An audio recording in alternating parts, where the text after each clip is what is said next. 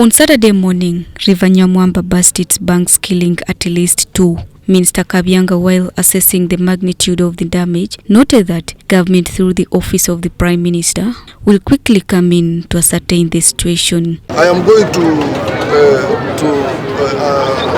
add my voice on what my colleagues, the leaders here, have already sent to Kampala, so that the office of the Prime Minister comes in immediately, and then we can see what follows next.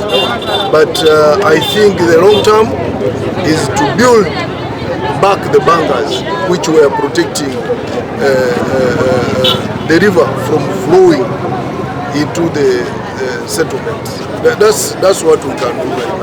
Kabyanga also sympathized with families that lost their beloved ones and urged the general public, especially those living near the river channel, to evacuate and look for safer places to avoid more deaths. So it is too pathetic. But my appeal to the people of Kasese is get away from the channel.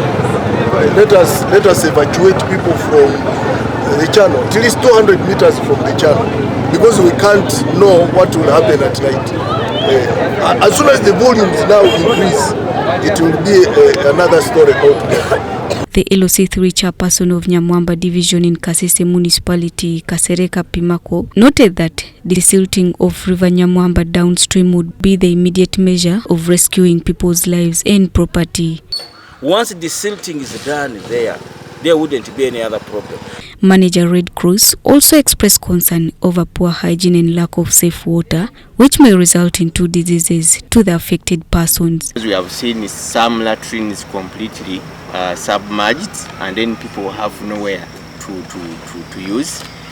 And then water sources, we have seen water sources completely damaged. So there is a need to find a way of providing safe, clean water to these areas and villages where these water sources are completely washed away.